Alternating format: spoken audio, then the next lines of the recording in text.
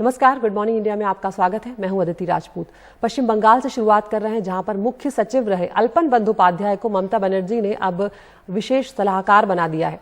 वो पहले मुख्य सचिव थे, उन्हें केंद्र ने वापस बुला लिया था, जिसका ममता बनर्जी ने जमकर विरोध भी किया। अब सरकारी सूत्रों का कहना है कि अल्पन बंदोपाध्याय के खिलाफ चार्जशीट जारी की गई है और उन पर एक्शन लिया जाएगा। वहीं अब हरिकृष्ण द्विवेदी को बनाया गया है पश्चिम बंगाल का नया मुख्य सचिव। तो केंद्र और राज्य के बीच की खींचतान जो है, ये फिलहाल खत्म होती हुई नजर नहीं आ रही है।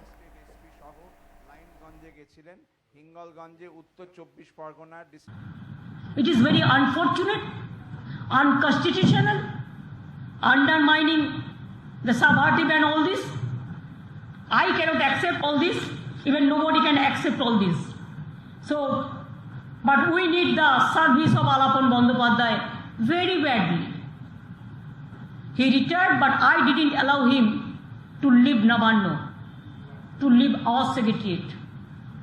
So, the new chief secretary, after his superannuation, Mr. Dwivedi, the home secretary, have become the chief secretary, and home secretary, Mr. Gopalika, became the home secretary, and Alapan Bandyopadhyay, like him, a bright officer, I will not allow him to leave us finally. इसको political vendetta नहीं कहेगा तो क्या कहेगा? Justice तो अब नहीं दे सकेगा। इनजस्टिस के लिए आप ब्यूरोक्रेसी को खत्म करने चाहता है क्या? डराने चाहता है? हम डरते नहीं, हम मरने के लिए तैयार है लेकिन हम डरते नहीं है। जो डरते हैं वो मरते हैं, और जो लड़ते हैं वो जीतते हैं। हम करेंगे, लड़ेंगे, जीतेंगे। और जो कवर्डाइज है वो डरते हैं, हम डरते नहीं है। अभी सबको एक कट्टा होकर उसको खिलाफ में आवाज उठाना चाहिए। अब देखना होगा कि केंद्र का अगला कदम इस मामले में क्या होगा। आगे बढ़ते हैं। सरकार एक तरफ तो कह रही है कि वो इस साल के आखिर तक सबको टीका लगा देगी, लेकिन सुप्रीम कोर्ट में कई मुश्किल सवालों का सामना करना पड़ा है। सुप्रीम कोर्ट ने कहा कि देश की टीकाकरण नीति में कई खामियां हैं। सर्वोच्च अदालत ने कहा कि देश में डिजिटल डिवाइड है, और दूसरी तरफ टीका लगवाने के लिए कोविन रजिस्ट्रेशन को अनिवार्य कर दिया गया है। कोर्ट ने पूछा है कि झारखंड का कोई अनपढ़ मजदूर राजस्थान में कैसे रजिस्ट्रेशन करवा सकता है। सुप्रीम कोर्ट ने यह भी कहा कि आपको जमीनी हकीकत का पता होना चाहिए और उसके टीकाकरण की नीति उसके हिसाब से होनी चाहिए।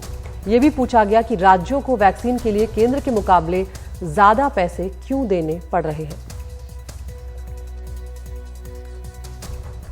और कोरोना के टीके की किल्लत के बीच 2 महीने में भारत सरकार की रणनीति योजना 1 करोड़ टीकाकरण करने की है। यही नहीं, टीके के एक ही डोज और मिक्सिंग डोज को लेकर भी रिसर्च की बात कही गई है। यानी कि अगर किसी को कोविशील्ड लगाए तो क्या उसको दूसरा डोज कोवैक्सीन का लगाया जा सकता है। इस सब को लेकर अब चर्चा की जा रही है और आगे बढ़ने की कोशिश की जा रही है। हमारे सहयोगी परिमल कुमार की ये रिपोर्ट। सरकार ने मन बनाया है कि जुलाई के दूसरे तीसरे हफ्ते से रोजाना 1 करोड़ लोगों को टीका दिया जा सके। वैक्सीन की उपलब्धता को लेकर दलील है कि जुलाई के मध्य और तीसरे हफ्ते तक देश के पास हर महीने 30 से 32 करोड़ डोज होंगे। इसमें कोविशील्ड और कोवैक्सीन के करीब 25 करोड़ डोज के अलावा 5 से 7 करोड़ बायोलॉजिकल ई, सीरम के Novavax, Gennova mRNA, Zydus Cadila DNA vaccine और स्पुतनिक की डोज शामिल हैं। उपलब्ध वैक्सीन सप्लाई को देखें तो फिलहाल नहीं लगता कि अक्टूबर या उससे पहले 1 महीने में भारत में 30 करोड़ डोज या उससे अधिक डोज उपलब्ध होंगे। तो उस आधार पर कह सकते हैं कि भले ही किसी एक दिन भारत 1 करोड़ वैक्सीनेशन कर दे, लेकिन सस्टेन्ड एवरेज हो कि 1 करोड़ का वैक्सीनेशन प्रतिदिन हो रहा है, मुझे लगता नहीं कि भारत में वो परिस्थिति कभी आएगी। टीके को लेकर कई पहलुओं पर चर्चा जारी है। आकलन चल रहा है कि अब तक 2 डोज वाले कोविशील्ड टीके की क्या सिंगल डोज ही वायरस से लड़ने में ज्यादा असरदार है। वहीं महीने भर के भीतर वैक्सीन मिक्सिंग यानी अलग अलग टीके के 2 डोज की स्टडी भी शुरू हो जाएगी। परिणाम करीब 2.5 महीने में आ जाएंगे। Vaccines can have interchangeability, which provide better immunity. Second, they are safe, and third is programmatically it becomes convenient. I think मुझे लगता है कि कई समूह इस तरह की स्टडी में दिलचस्पी रखते हैं, और जैसे जैसे नई वैक्सीन आ रही है, इस तरह की स्टडी को लेकर गंभीर विचार होगा। अब तक टीका लेने के बाद हुई परेशानी यानी AEFI रिपोर्ट करने को लेकर काफी मशक्कत करनी होती थी। अब राह आसान करने के मकसद से शिकायत दर्ज करने को लेकर एक प्लेटफॉर्म तैयार किया जा रहा है जो कोविन प्लेटफॉर्म से जुड़ा रहेगा और शिकायत सीधे डिस्ट्रिक्ट इम्यूनाइजेशन ऑफिसर तक पहुंच जाएगी।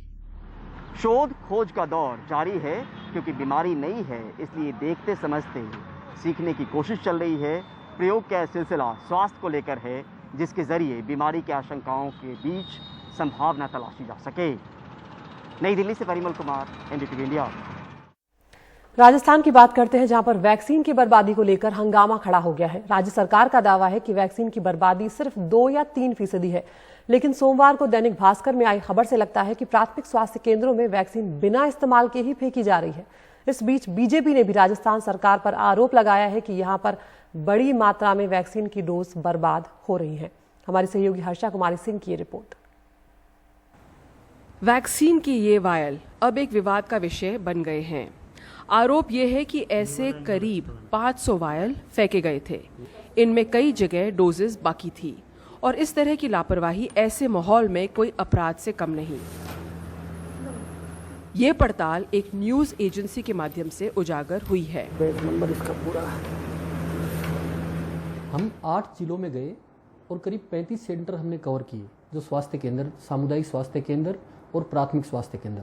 वहाँ हमने जाके कचरे की जो ढेर में जो वाइल फेंक रखी थी उनमें देखना शुरू किया। हमने हाथों में दस्ताने पहन रखे थे, उनसे ऐसे जैसे जो ही निकाला तो आप ये देखिए, ये इतनी भरी भरी बोतलें पूरी, मतलब इसमें से 1 डोज का उन्होंने इस्तेमाल किया है। ये सब ये देखिए, हमने सरकार को भी हमने बताया है। सबसे पहला रिएक्शन तो ये होना चाहिए, इसका ऑडिट होना चाहिए। हमारे पास जो वाइल हैं वो 500 से ज़्यादा वाइल हैं और इनमें बैच नंबर हैं और सबसे ज़्यादा इसमें महत्वपूर्ण है किस डेट को ये दी गई थी सेंटर को। अगर सरकार इसकी जांच कराए तो ये समझ में आ सकता है कि ये कितना बड़ा फ्रॉड है और किस तरीके से जो सिस्टम है राजस्थान का काम कर रहा है। भाजपा भी इस विवाद में कूद पड़ी है, खासकर इसलिए क्योंकि राजस्थान ने बार बार वैक्सीन की कमी को लेकर केंद्र को चेताया है। लेकिन राजस्थान सरकार ने दावा किया है कि उन्होंने प्राथमिक स्वास्थ्य केंद्र से जांच करवाई है और वैक्सीन बर्बादी की बात निराधार है। चिकित्सा मंत्री ने ट्वीट करके कहा है, कोरोना वैक्सीन के हर डोज की पूरी जानकारी केंद्र सरकार के कोविन सॉफ्टवेयर पर दर्ज की जाती है। जिन वायल्स के बारे में अखबार ने जानकारी दी है वह सभी सॉफ्टवेयर में दर्ज है और इन सभी वायल्स का भारत सरकार के दिशा निर्देश अनुसार समुचित उपयोग किया गया है। ये रख दो मैम से। जयपुर से हर्षा कुमारी सिंह, NDTV इंडिया।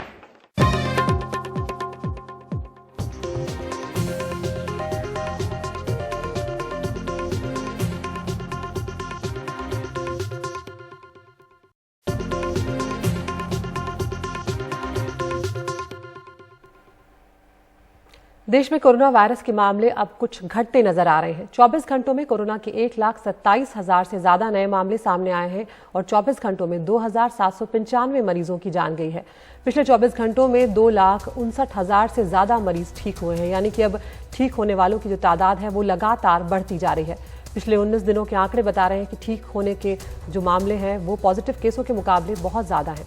अब देश में एक्टिव मरीजों की अगर बात की जाए तो वो 18,95,000 है। वहीं देश भर में पिछले 27,80,000 से ज्यादा लोगों का वैक्सीनेशन हो चुका है। 24 घंटों में 19,25,000 से ज्यादा लोगों के टेस्ट भी हुए हैं और पॉजिटिविटी रेट जो है वो 6.62% के करीब हो गया है।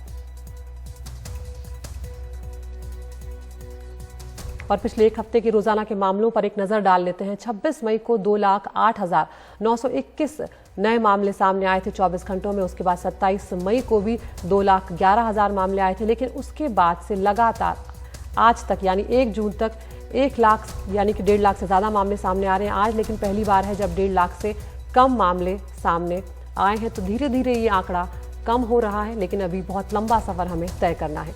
और ये आप देख रहे हैं एक हफ्ते में रोजाना की मौतों का हाल। 26 मई को 4,157 लोगों की जान गई थी और उसके बाद धीरे धीरे ये आंकड़ा थोड़ा कम जरूर हुआ है। आज 1 जून को पिछले एक हफ्ते में सबसे कम मौतें दर्ज हुई हैं, 2,795।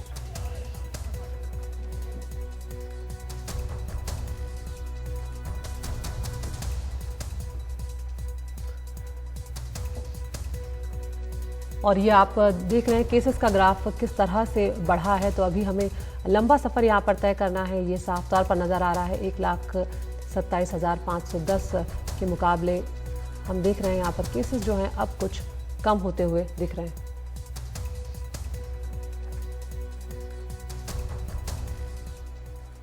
और इस दौरान लॉकडाउन में हम देख रहे हैं कि बच्चे जो हैं वो लगातार चार दीवारी में बंद हैं, वो खेलने नहीं जा सकते, अपने साथियों से नहीं मिल सकते। सोशल मीडिया पर एक प्यारी सी बच्ची का वीडियो वायरल हो रहा है।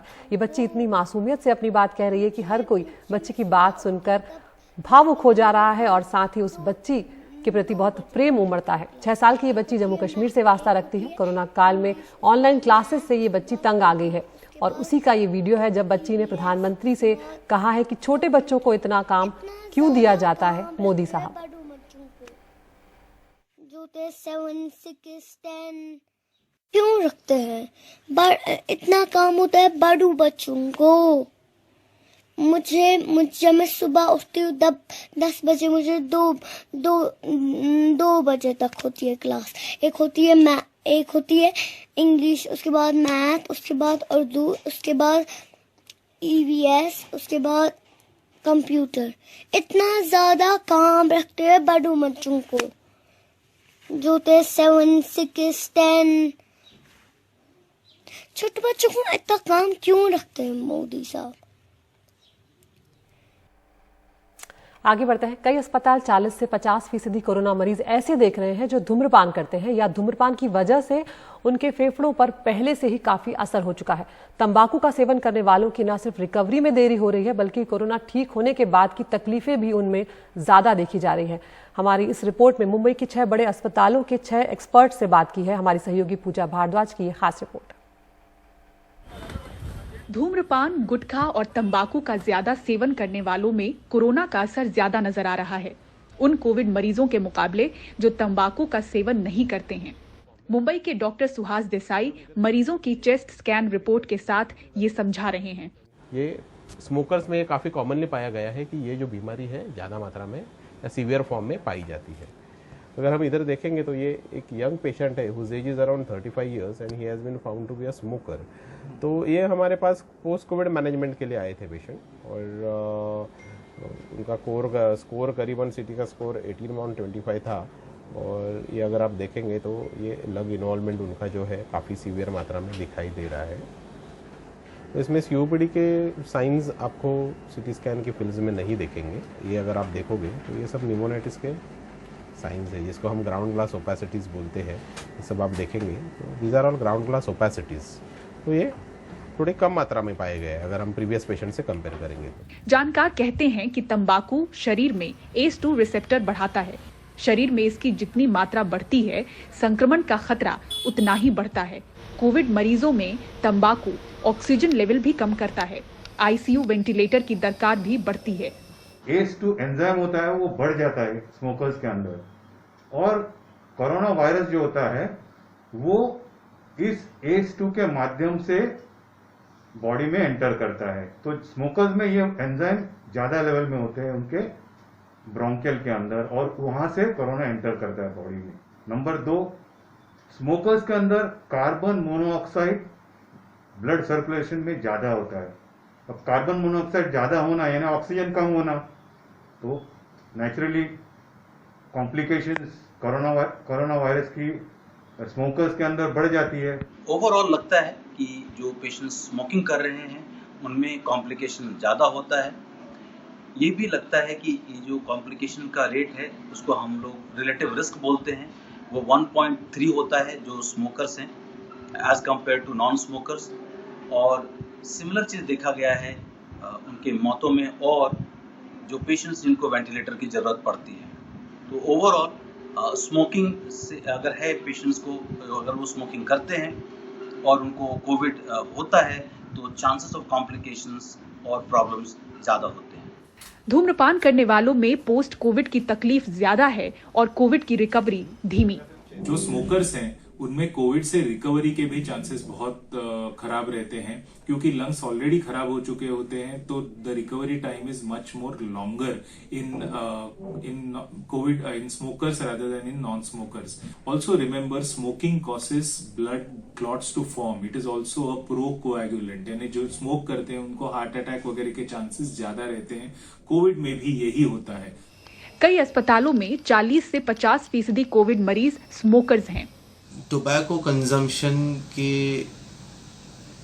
कंजम्पशन से जो कोविड-19 के मरीज हॉस्पिटल में आते हैं वो आसपास एक 40 to 50% होते हैं, और उनमें थोड़ा सा ज़्यादा कोविड का इन्फेक्शन स्प्रेड होने के चांसेस रहते हैं, क्योंकि ऑलरेडी जैसे कि उनमें फाइब्रोसिस ज़्यादा होने की वजह से तो थोड़े चांसेस उनमें ज़्यादा है. और इनमें से कुछ 10 to 15% of the population serious हुए हैं.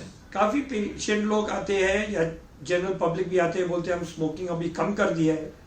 मैं एक ही सवाल उनको पूछता हूँ कि आप ऐसे बता रहे हो जैसे कि पहले आप 10 माले से कूदते थे और कुछ नहीं होता था, तो अभी हम 2 माले या 3 माले से कूदने का चालू किया, वो चलेगा क्या डॉक्टर साहब? आप ही समझ लीजिए इसका परिणाम क्या होता है. चांसेस है कि आपको कुछ ना हो, लेकिन ये रिस्क आप बढ़ा रहे हो. इसीलिए टोबैको की जो भी हैबिट्स है वो सब बंद हो जानी चाहिए. ऐसा कोई अस्पताल या डॉक्टर नहीं जो धूम्रपान करने वालों में कोविड का कम असर देख रहे हों. धूम्रपान से कोविड में फायदे जैसी कोई भी भ्रामक स्टडी या फॉरवर्ड पर कतई भरोसा न करें. मुंबई से पूजा भारद्वाज, एनडीटीवी इंडिया. और अब गुड मॉर्निंग इंडिया में वक्त हो गया है टॉप न्यूज का. एनडीटीवी इंडिया आप यूट्यूब पर भी देख सकते हैं. रोज हम आपको 5 खबरें दिखाते हैं जिनमें से आप चुन सकते हैं अपनी पसंद की खबर. तो आज पहली खबर है, जिस तरह से लॉकडाउन हुआ, दूसरी लहर में अर्थव्यवस्था जो है वो बुरी तरह गिरी है. जीडीपी में -7.3% की गिरावट दर्ज की गई है. दूसरी खबर है पश्चिम बंगाल से जुड़ी हुई, जहां पर मुख्य सचिव अल्पन बंदोपाध्याय के तबादले को लेकर राज्य और केंद्र आमने सामने है. ममता बनर्जी ने बोला है कि हम डरते नहीं है.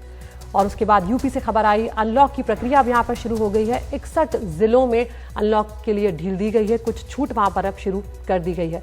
चौथी खबर रामदेव से जुड़ी हुई है. उनके विरोध में डॉक्टर आज काला दिवस मना रहे हैं. उनसे माफी मांगने की अपील की है, मांग की है एक तरह से कहा जाएगा, क्योंकि उन्होंने एलोपैथिक को लेकर जिस तरह के बयान दिए थे उससे डॉक्टरों में खासी नाराजगी है.